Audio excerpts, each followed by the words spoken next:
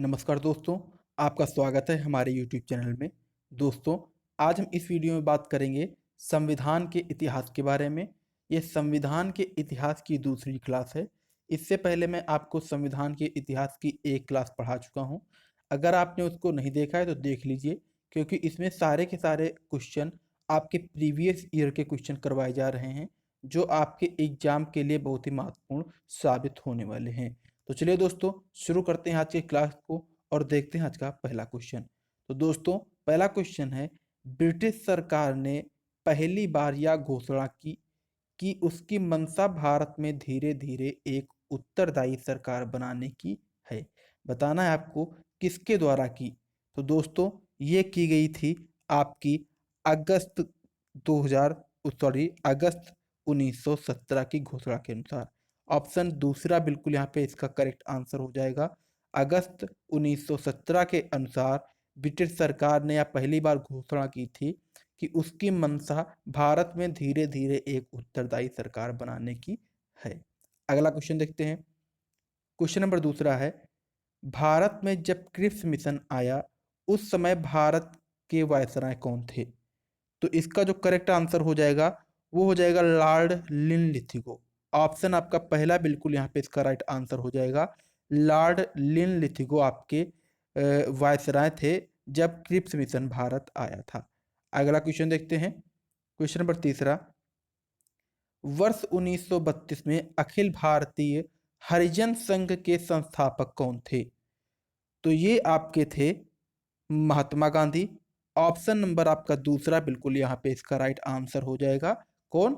महात्मा गांधी जो थे वो आपके अखिल भारतीय हरिजन संघ के संस्थापक थे। अगला क्वेश्चन, क्वेश्चन नंबर चौथा, बहुत ही महत्वपूर्ण क्वेश्चन है। एक एक क्वेश्चन को बहुत ही ध्यान से पढ़ते हुए चलिएगा, और जिस भी क्वेश्चन का आंसर आपको पता है उसका जवाब आप हमको कमेंट बॉक्स में जरूर दीजिएगा। तो चलिए दोस्तों, देखते हैं अगला क्वेश्चन, चौथा नंबर। भारत में साइमन कमीशन के बहिष्कार का मुख्य कारण क्या था। भारत में साइमन कमीशन के बहिष्कार का मुख्य कारण क्या था। तो ये था सभी सदस्यों का अंग्रेज होना। जो साइमन कमीशन था, इसका जो बहिष्कार किया गया था वो इसलिए किया गया था कि जो इसमें सदस्य थे वो सभी के सभी सदस्य अंग्रेज थे। अगला क्वेश्चन देखते हैं। क्वेश्चन नंबर 5, भारत में द्वैत शासन प्रणाली प्रारंभ की गई। बहुत ही अच्छा क्वेश्चन है, कई सारे एग्जाम में पूछा जा चुका है। तो इसका जो करेक्ट आंसर हो जाएगा वो ऑप्शन नंबर ए हो जाएगा, मॉन्टेग्यू चेम्सफोर्ड 1919 के तहत। जो आपका द्वैत शासन प्रणाली प्रारंभ की गई थी वो मॉन्टेग्यू चेम्सफोर्ड 1919 के तहत प्रारंभ की गई थी। अगला क्वेश्चन देखते हैं।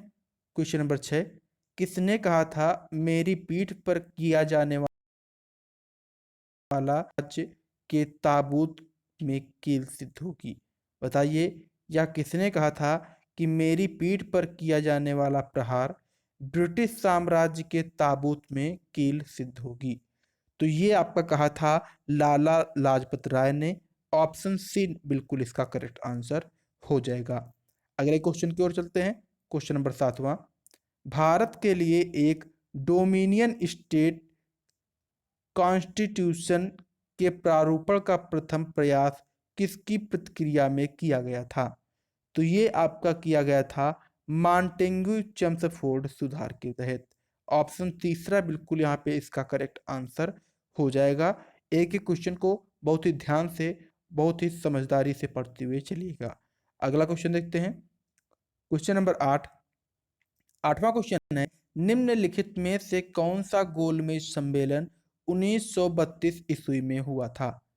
तो ये आपका हुआ था तीसरा गोलमेज सम्मेलन। ऑप्शन आपका सी बिल्कुल यहाँ पे इसका राइट आंसर हो जाएगा। जो आपका तीसरा गोलमेज सम्मेलन था वो 1932 ईस्वी में हुआ था।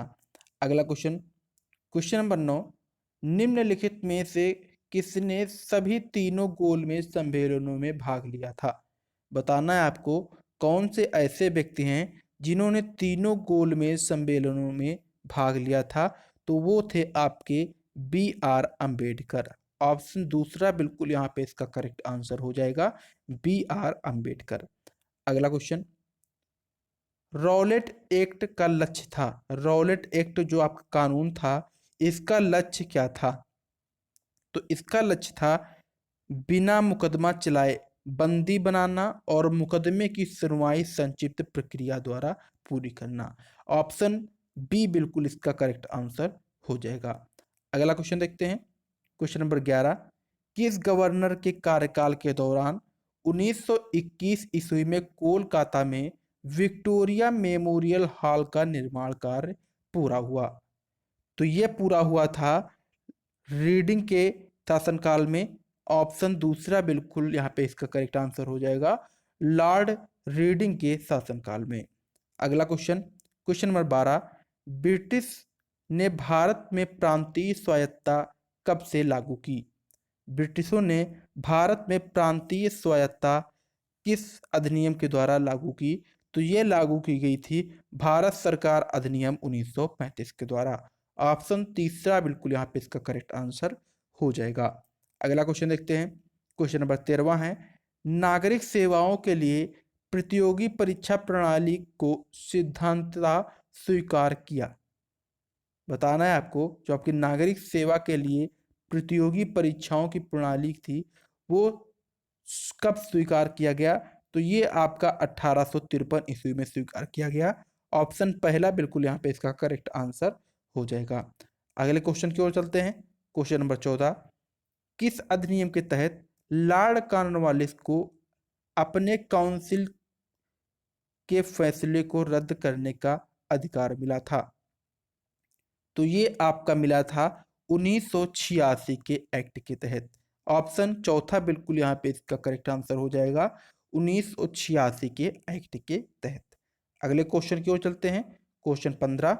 भारत में सिविल सेवाओं का सूत्रपात किसने किया? भारत में सिविल सेवाओं का सूत्रपात किसने किया? तो ये किया था लॉर्ड कॉर्नवालिस ने।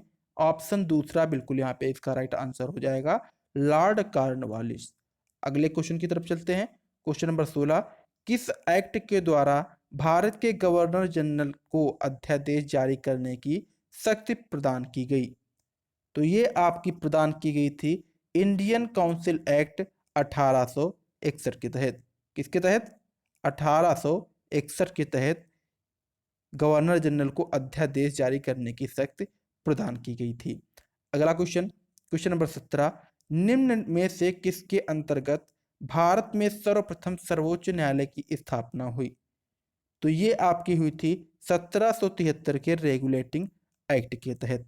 ऑप्शन तीसरा बिल्कुल यहाँ पे इसका राइट आंसर हो जाएगा। अगला क्वेश्चन, क्वेश्चन नंबर 18। स्वतंत्र भारत का अंतिम गवर्नर जनरल कौन था? स्वतंत्र भारत का अंतिम गवर्नर जनरल कौन था? तो ये थे आपके चक्रवर्ती राजगोपालाचारी जी। ऑप्शन चौथा बिल्कुल यहाँ पे इसका करेक्ट आंसर हो जाएगा। अगला क्वेश्चन देखते हैं, मांटेग्यू चेम्सफोर्ड की रिपोर्ट आधार बनी। जो आपकी मांटेग्यू चेम्सफोर्ड था उसकी रिपोर्ट किसका आधार बनी? तो ये बनी थी भारत सरकार अधिनियम 1919 का। ऑप्शन नंबर डी बिल्कुल यहाँ पे इसका राइट आंसर हो जाएगा। अगला क्वेश्चन देखते हैं, क्वेश्चन नंबर 20। 1935 के भारत अधिनियम द्वारा प्रस्तावित फेडरल यूनियन में राजसी प्रांतों को शामिल करने के पीछे अंग्रेजों की असली मंशा क्या थी? तो इनकी जो असली मंशा थी वो थी राष्ट्रवादी नेताओं के साम्राज्यवाद विरोधी सिद्धांतों को व्यर्थ करने के लिए राजाओं का इस्तेमाल करना।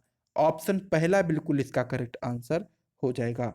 अगले क्वेश्चन की तरफ चलते हैं। एक दो क्वेश्चन बड़े भी रखे गए हैं ताकि आपको एग्जाम में कोई दिक्कत ना हो। दोस्तों 21वां क्वेश्चन है, ब्रिटिश इंडिया के निम्नलिखित में से किस एक अधिनियम ने सामूहिक कार्य चालन के स्थान पर विभाग या विभागीय पद्धति द्वारा वायसराय की कार्यकारी परिषद पर उसके प्राधिकार को और बल प्रदान किया?